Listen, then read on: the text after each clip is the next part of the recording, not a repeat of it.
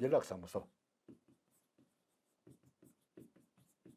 영업소가 아니고 연락사무소입니다. 그럼 지점과 연락사무소의 차이는 뭐냐? 지점은 영업활동을 해요. 연락사무소는 이런 그대로 연락만 해요. 다시 말해서 영업은 안 해요. 못 해요. 그죠? 자, 그래서 해외 지점입니다. 지점이에요. 지점. 이 두 개를 지점과 사무소를 합해가지고 여기 나오네요. 지점과 사무소를 합해가지고 뭐라 그래? 지사라 그래. 그러니까 지사에는 지점이 있고 또는 사무소가 있어요. 지점, 영업을 해. 영업을 해요. 그래서 영업을 하니까 그 해외 지점에 영업기금을 지급할 수 있습니다. 은행을 당연히 지정해야 됩니다.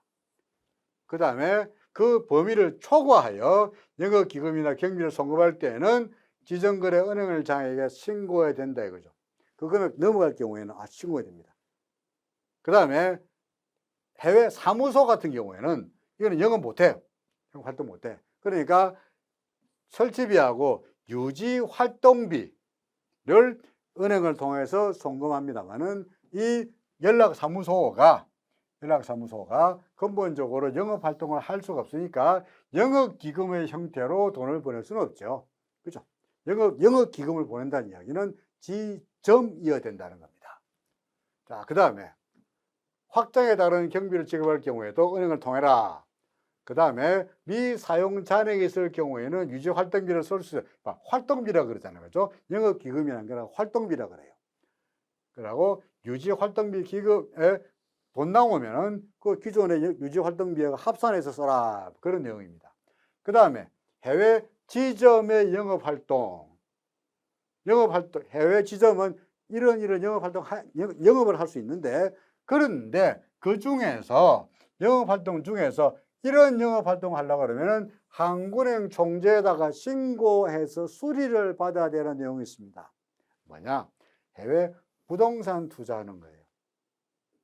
아니, 장사하라고, 수출하라고, 수입하라고 지점 만들어 놨더니 이 사람들이 해외에서 수출하거나 수입 안 하고 영업활동 안 하고 부동산 투자하고 있더라고요. 이럴 때는 부동산 투자하려고 그러면은 그 전에 한국은행 총재에다가 신고해가지고, 더구나 신고만으로 끝난 것이 아니라 플러스 뭐합니까? 수리까지 받아라 이거야. 억셉트 받아야 된다. 두 번째, 정권거래. 아니, 해외 지점을 만들어 놨더니 이 사람들이 장사는 안 하고 주식만 사고 팔더라. 엔비디아, 애플, 구글만 사고 팔더라. 테슬라만 사고 팔더라. 그러면 안 된다. 됩니다만은 그러기 전에 먼저 어떻게 하라고요? 한국은행 총재에다가 신고하고 해도 되나요? 한국은행 총재가 오케이, accept 도장을 받아야 된다. 세 번째, 비거주자에 대한 상환기간이 1년을 초과한 대부 지점을 만들어줬더니 이 사람들이 돈놀이만 하더라. 마찬가지로 1년을 초과하는 돈놀이 금융업을 하더라. 똑같습니다. 이런 일을 할 때는 수출하거나 수입활동하는 영업활동하는 것도 아무런 문제 없어요. 하지만 정권을 투자하거나 부동산을 투자하거나 돈놀이하거나 1년 이상의 돈놀이 할 때는 한국은행 총재에다가 미리 물어보고 신고하고 수리를 받아라. 그 다음에 결산. 그죠? 결산. 그러니까 결산 재무제표하고 순이익금의 처분 내역을 결산 보고서를 내야 됩니다. 우리가 해외 직접 투자 같은 경우에 영업 보고서를 언제까지 내더라? 청산 보고서 적시, 송금 보고서 적시. 맞습니까? 정권 취득 보고서 6개월. 실적 보고서 5개월. 그죠? 네? 송금 보고서, 그 다음에 정권 취득 보고서, 송금 보고서, 정권 취득 보고서, 또요, 실적 보고, 영업 실적 보고서, 그 다음에 청산 보고서가 있으면, 예?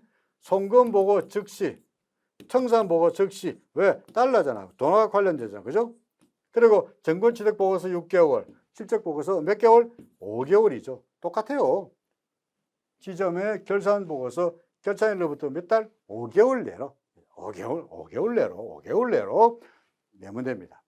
그 다음에 결산이익금의 처분은 결손을 충당하거나 뭐 동네 회수하거나 등등 해야 된다. 뭐 그죠? 좋은 이야기입니다. 읽지 않겠습니다. 넘어갑니다. 그 다음에 지우고요. 그 다음에 해외 지사 설치에 따르는 사후 관리. 자, 해외 지사 설치 신고한 날로부터 6개월 이내에 설치 행위의 완료를 보고해야 된다. 우리가 해외 직접 투자했을 때, 해외 직접 투자하면 정권을 받죠. 정권 취득 보고서 언제까지 합니까? 6개월 이내 하죠. 똑같습니다. 해외 지사 설립했어요. 그러면 사실상 정권 취득과 똑같죠, 그죠? 이럴 때 설립 보고서 언제까지? 6개월. 어떻게 6개월. 그죠? 앞에 걸 하나만 외우면은 다 똑같아. 다른 거는 다르다고 설명하잖아요. 아까 뭐 변경 같은 경우에 투자의 변경은 석 달이지만 현지 금융기관, 역외 금융기관이군요. 역외 금융기관의 변경은 한 달이라고 해서 설명했죠, 그죠? 그러니까 다른 경우는 다르다고 설명합니다는 아는 경우는 다 똑같아. 그 놈이야.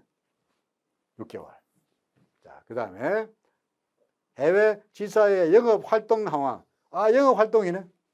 보고서 언제까지 됩니까? 뒤에 안 봐도 되겠죠. 안 봐도 됩니다. 몇 개월? 그렇죠. 5개월.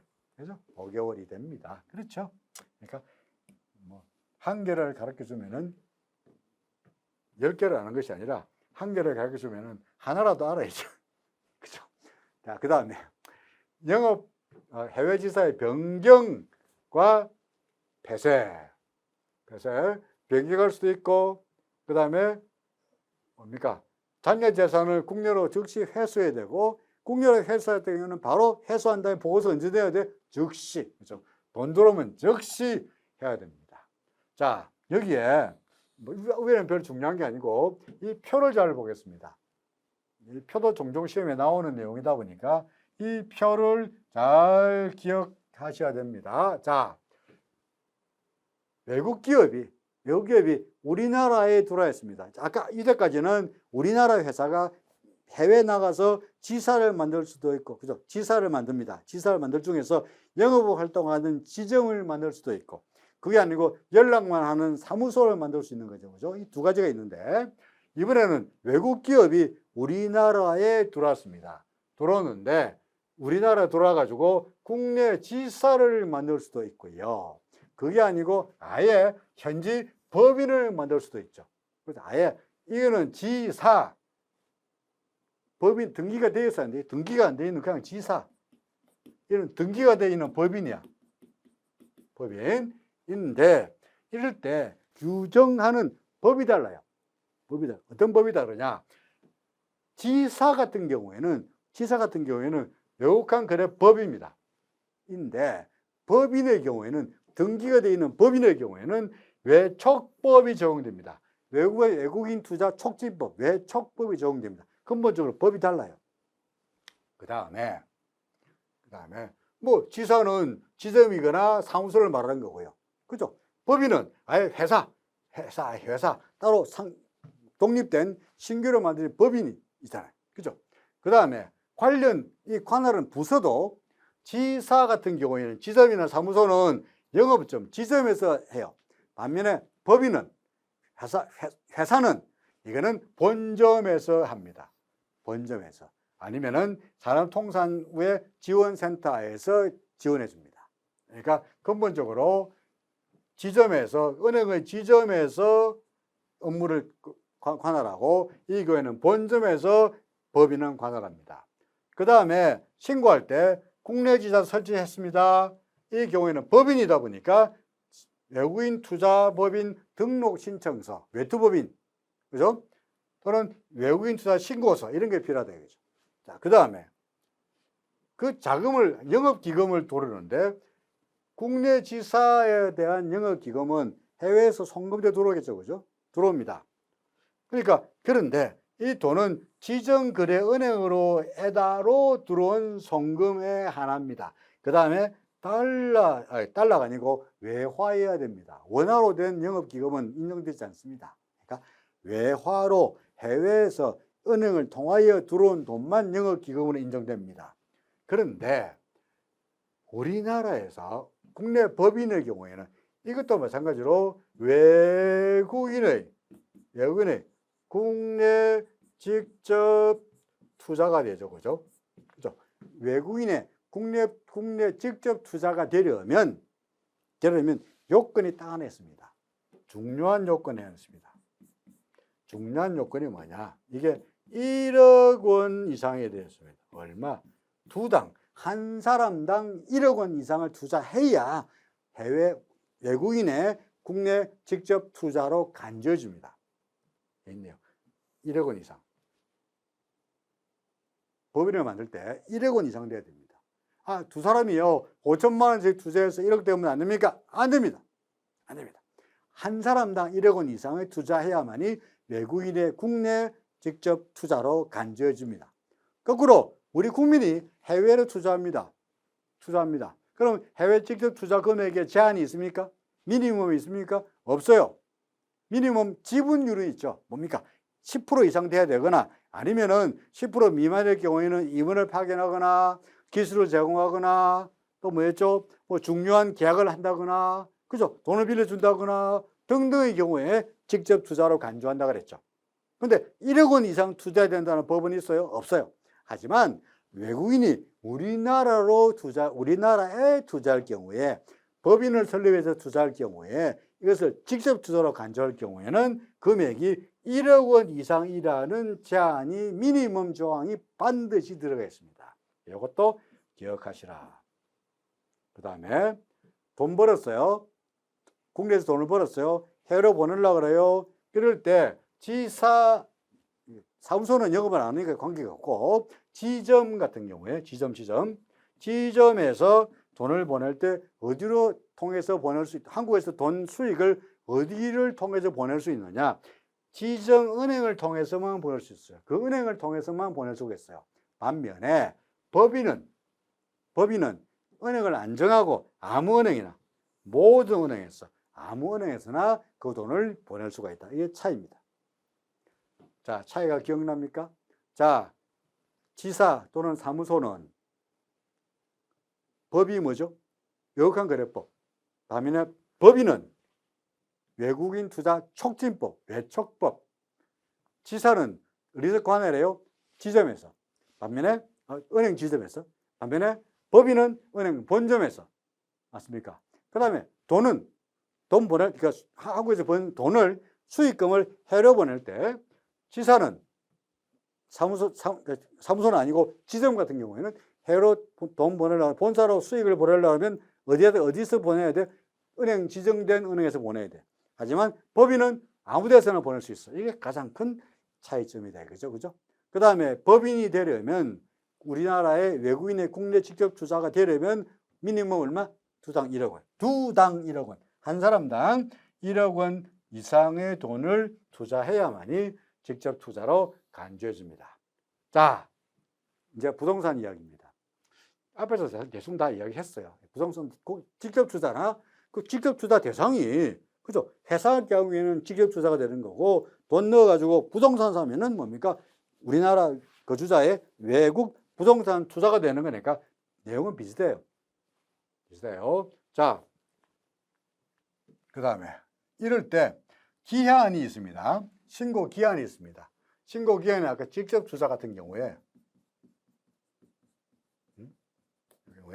송금하면은 즉시 정권 취득은 6개월.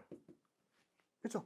그 다음에 영업 실적은 5개월. 청산은 즉시라는 이런 보고 기한이 있었습니다만은 이 경우에 해외 부동산 같은 경우에 보고 기한이 조금 달라요. 자, 보겠습니다. 먼저 해외 부동산 취득 신고를 먼저 하고요. 신고 수리를 하고 그 다음에 샀어요라고 보고한다는 것은 취득한 다음에 보고서는 언제 합니까? 석 달 내로 취득 보고서를 내야 돼요. 그 다음에 보유 현황은 수시로 돼야 됩니다. 수시로. 그 다음에 부동산 처분했어요. 그럼 돈은 즉각 회수하죠. 즉각. 그죠? 즉각 회수하고 보고도 즉각 해야 됩니다. 그 다음에 자금 회수는 즉각하고 그다음에 부동산 처분 보고서는 석 달 내로 처분 보고서를 해야 됩니다. 그러니까 아까 직접 투자와 부동산의 경우에 보고서의 기한이 조금 다르죠, 그죠? 예를 들어서 정권 취득 보고서와 비슷한 게 부동산 취득 보고서와 그러겠죠. 부동산 취득 보고서 언제 냅니까? 석 달 내로 돈 보낸 다음에 석 달 내로 보고서를 내야 됩니다. 맞습니까? 그 다음에 청산의 경우 회수 주식을 정권에서 경우에 팔았다. 그러면 돈 들어오면서 즉각 청산했습니다 라고 보고합니다만은 부동산 같은 경우에는 부동산 처분했어요 보고서를 마찬가지로 석 달 내로 내야 된다 이거죠. 그죠? 보고서의 기한이 조금 다르다 이거죠. 나머지 현재 가지고 있는 영업 보고서는 우리가 5개월마다 냅니다만은 부동산 같은 경우에는 현황 보고서를 수시로 낸다 하는 것들도 직접 투자와 부동산 투자와의 약간의 차이라고 설명할 수 있습니다. 자, 부동산 같은 경우에는요, 부동산 같은 경우에는 우리가 신고뿐만 아니고 신고 플러스 수리를 해야 됩니다. 신고 플러스 수리. 그러니까 적정한지 아닌지를 먼저 봐야 됩니다. 이 사람이 적정한지 아닌지 어떻게 아느냐? 첫째로 이 사람이 해외 부동산 투자할 수 있는 사람인지 아닌지 요건부터 봐야 됩니다. 해외 부동산 투자할 수 없는 사람 이야기했었죠. 어떤 사람이 할 수 없지? 신용불량인 사람은 해외 부동산 투자할 수 있었어요? 없어요? 조세 체납한 사람은 해외 부동산 투자할 수 있어요? 없어요? 이민 예정자, 예정, 해외 이주 예정자도 마찬가지로 부동산 투자할 수 있어요? 없어요? 없어요? 그죠? 왜 없습니까? 해외로 돈 보내려 할 때, 그냥 그죠? 해외 이민으로 계정을 보내려니까 그 자금 출처 보고서가 필요해. 없으니까 저 해외 집 살렵니다 라고 돈 보내는 걸 막기 위해서라도 이민 예정자는 해외 부동산 투자 안 돼. 해외 직업 투자 안 돼. 라고 막아놨죠. 그렇죠? 자, 보겠습니다. 첫째로 신청 자격이 적정한지 아닌지, 자, 신용정보에 따라서 뭡니까? 금융거래에 문제가 있는 것이 아닌지, 그 다음에 조세 체납자가인지 아닌지, 여기 있죠. 해외 이주 수속 중인 자가 아닌지 세 가지를 꼭 보라 이거죠. 그죠? 자, 그 다음으로 넘어가 볼까요?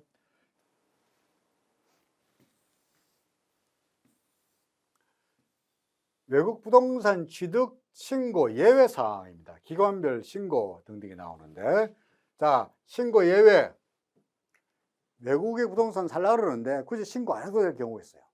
뭡니까? 외국한 외국한 업무 취득 기관은 은행이 해외 지사 설치하려고 해외 지점 만들려고 부동산 살라 그래요. 그럼 신고할 필요 없어. 그 다음에 거주자가 비거주자로부터 상속, 유증, 증여 공짜로 받았네. 신고 안 해도 됩니다. 정부가 외국에 있는 비거주자로부터 부동산의 권리를 취득하기 정부가 뭐 했네. 신고할 필요 없습니다. 그 다음에 법률에 따라서 설립된 기금을 관리 운영하는 법인이나 국민연금, 쉽게 말해서 국민연금 같은 경우죠, 그죠? 국민연금 같은 경우에 의 법인이 당의 법령에 따라서 해외 자산 운영 목적으로 해외 부동산 샀어요. 국민연금이 뭐 주식도 사면서 해외 부동산 샀어요. 이 경우에는 신고할 필요가 없다. 그리고 마지막으로 해외 체제자나 유학생이 거주 목적으로 해외 외국에 있는 부동산을 임차했어요. 유학 나갔는데 살아야 될 거 아니야. 그죠? 해외 아파트 들어갔다가 월세 빌렸어요. 신고할 필요 없죠. 그죠? 이런 것들이 다 신고 예외입니다. 그럼 그 외에도 그럼 신고할 경우는 뭐냐? 위에 들어가 있지 않은 내용의 경우입니다. 예를 들어서 주거 목적이 아니고 투자 목적으로 취득했다. 그죠? 투자 목적으로. 그 살라고 한 게 아니고 오르면은 수익이 나기 위해서 취득했다. 그 다음에 2년 이상 아까 해외 체제자나 유학생이 거주 목적으로 임차한 경우는 신고하지 않아도 되지만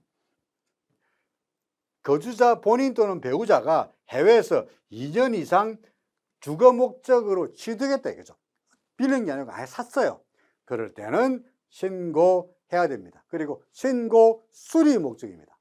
신고하고 수리해야 됩니다. 그죠? 그러니까 신고 수리란 말은, 그죠? 은행에서 그 거래가 적정한지 아닌지를 판단하고 억셉트해야 됩니다. 신고할 경우에 처리기간은 이틀이었죠. 신고 수리의 처리기간은 며칠? 7일이었죠. 그죠? 기억나죠? 자, 그 다음에 한국은행, 일반적으로 은행에서 신고 수리가 다 끝나는데 이걸 굳이 한국은행까지 와서 신고해야 될 경우가 있습니다. 이 경우가 어떤 경우냐니까, 중요한 것은 어떤 경우냐니까, 한국은행에 가서 신고 수리를 할 경우는 부동산에 대한 권리를 취득하자 하는 경우죠. 부동산에 관한 권리가 뭐냐 하면은, 예를 들어서 임차할 경우의 권리, 임차권, 이거는 은행에 가면 돼요. 그 무슨 권리가 있느냐? 예를 들어 지상권, 질권, 그죠? 또는 뭐 투자 목적의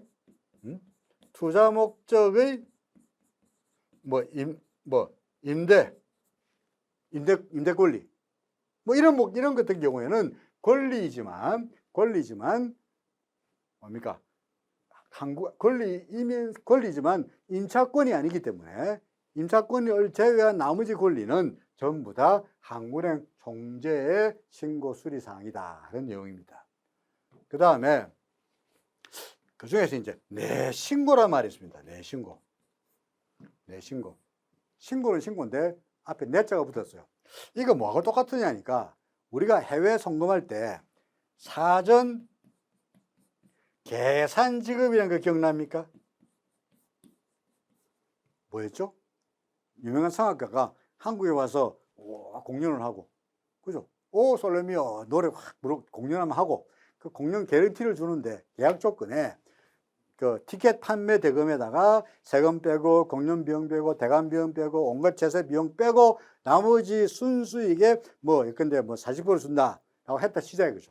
그런데 정산하는 게 너무 시간이 걸리니까 먼저 사전에 대충 계산해 가지고 먼저 돈 보내는 거, 이게 계산 지급이었죠. 대충 계산한 거, 이 사전 계산 지급이야. 내신고는 뭐냐? 부동산을 살려고 그러면 복잡한 절차가 필요한데 좋은 부동산이 나왔어요. 급해. 빨리 계약하고 싶어. 그런데 그 부동산 투자에 따른 여러 가지 서류를 맞추려고 시간이 너무나 걸려.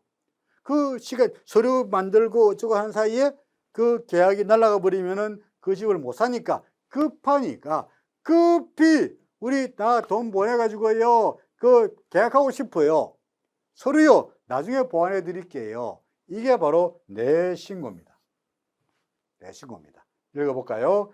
외국 부동산 매매 계약이 확정되기 이전에 내신고 수리를 받은 경우에는 취득 예정 금액의 10% 이내에서 부동산 취득 대금을 지급할 수 있다 이거죠. 아직까지 본격적으로 수리가 나기 전에 돈부터 먼저 보내는 거야. 얼마나? 10%만 먼저 보낼 수 있습니다. 그리고 일단 내신고 수리를 받으면 돈부터 보낸 다음에는 어찌해야 됩니까? 서류 보완해야 되겠죠. 얼마나? 석 달 내로 신고해서 수리를 받아야 되는데 서류를 보완해 가지고 신고 수리를 못 받으면 어찌해야 됩니까? 이 10% 돈 보낸 거 다시 국내로 회수해야 됩니다. 그죠? 이게 바로 내신고라는 겁니다. 이거 뭡니까? 급할 때, 그죠? 급할 때, 빨리 집을 사야 되겠다. 지금 계약 안 하면 날아갈 것 같다. 그럴 때 급하게 돈을 보내는 겁니다. 자, 그 다음에 이제 비거주자가 국내 부동산 사는 거예요. 비거주자가 외국인이 우리나라 부동산을 사는 거예요. 그럼 살라 그러면 뭡니까? 신고해야 되는데 신고할 필요가 없는 경우입니다. 신고할 필요가 없는 경우, 우리가 신고할 필요가 없는 경우, 신고 예외라면은 자, 볼게요. 먼저 제일 아래쪽부터 보겠습니다. 상속, 유증, 공짜로 받았네. 그래서 공짜로 받았네. 신고해요, 안 해요? 안 해요. 그래서 중요한 게 있죠. 우리가 외국 거주자가 해외 부동산을 상속, 유증, 증류로 받으면 신고 안 해요. 하지만 외국인이 국내 부동산을 상속 유증을 받으면 신고 안 하지만 하정료로 받으면 요거는 신고죠. 설명했죠, 그죠? 기억나죠? 네, 요거 보시라는 이야기고요. 그 다음에 거꾸로 보겠습니다. 비거주자가 국내는 비거주자하고 비거주자야. 외국인들끼리 하는 거야. 외국인들끼리 국내에 있는 토지 이외의 부동산 등등의 권리를 지적하는 경우예요. 토지 이외의 부동산 또는 이에 관한 권리를 지적하는 경우. 그 다음에 국민인 거주자가 국내에 있는 국민인 비거주자와 국민인 비거주자 누굽니까? 해외 이민한 사람, 그죠? 해외 이민한 사람이 한국에 있는 집 사는 거예요. 한국 사람이잖아. 그러니까 신고할 필요 없다. 한국 사람이 우리나라 집 사는 거 똑같은 겁니다. 그 다음에 비거주자가 외국인인데 본인 등등의 거주용으로 돈을 빌렸어요. 외국인 노동자가 한국에 들어와가지고 자기 살 집을 월세에 빌린 거야. 그런 거가 신고하지 않습니다. 제일 위에 해외 광물 자원개발법의 규정에 따라서 인정된 바에 따라 비거주자인 조강권자가 국내에 있는 부동산 또는 권리를 지적하는 경우 우리는 단 한마디로 신고할 필요가 없다는 거 압니다. 왜요? 인정된 바가 있네. 그럼 뭐 신고할 필요 없다. 그렇죠? 자, 신고할 필요 없는 경우는 인정된 어쩌고 나오는 경우, 그 다음에 상속 유증 어쩌고 나오는 경우. 근데 국내 부동산 같은 경우에는 국내 주식을 취득하거나 국내 부동산을 취득할 때 죽은 사람한테 돌아가신 분한테 상속받거나 유증받는 것은 상관없지만 아직 살아계신 분한테 공짜로 받는 것은 신고사항이다. 그 다음에 그러면 그 외에 은행장에 신고가 되는 경우는 뭐냐? 신고 예외 사항입니다만은 쉽게 말해서 외국인이 국내 부동산을 매입하면, 그죠? 외국인이 우리나라 국내 아파트를 사면은 은행에 신고합니다. 이럴 때 외국인이 국내 부동산 샀는데 은행에 신고하면 되는데 이때 중요한 건 뭐냐? 자기 돈으로 사면은 은행 신고야. 그런데 외국인이 국내 부동산을 샀는데 자기 돈 플러스 우리나라 국내은행에서 돈을 대출을 받았어요. 국내은행에서 대출을 받았어요. 그럴 경우는 어디에 신고하느냐? 한국은행에 신고합니다. 그러니까 외국은행에 신고하는 경우도 있고 한국은행에 신고하는 경우도 있는데, 자, 외국으로부터 휴대 수입되거나 송금된 돈을로 취득하면은 은행에 신고해요. 맞습니까? 그런데 여기 보면은 어디 갔죠? 비거주자가 국내에 있는 부동산 권리를 취득하고 사는 경우, 그 다음에 신고 예외 대상 및 외관 은행장의 신고 대상을 제외한다고 되어 있는데 여기 설명은 있는 것처럼 신고 예외 대상이라는 게 뭐냐 하니까 소위 자기 자금 플러스, 그죠? 휴대 수입 또는 송금된 자금 플러스 국내에서의 대출을 끼울 경우에는 한국은행 총재에다가 신고해야 된다. 이렇게 기억하시면 되겠습니다. 그죠? 자, 그 다음에 뭐 담보권을 취득하는 경우 은행 신고이고요. 그 다음에 부동산 또는 권리를 이미 취득한 다른 비거주자로부터, 다른 외국인으로부터 다시 취득하는 경우, 한국 사람이 사는 게 아니라 다른 외국인으로부터 부동산의 권리를 취득한 경우 은행장에게 신고해야 된다. 그런 내용입니다. 자, 내용이 더 많았죠, 그죠? 자, 여기까지가 우리가 현지금융, 지사, 직접투자, 그리고 부동산 투자에 관한 내용이었습니다. 여러분들 잘 기억하기를 기대합니다. 이번 시간 여기까지입니다. 수고 많으셨습니다.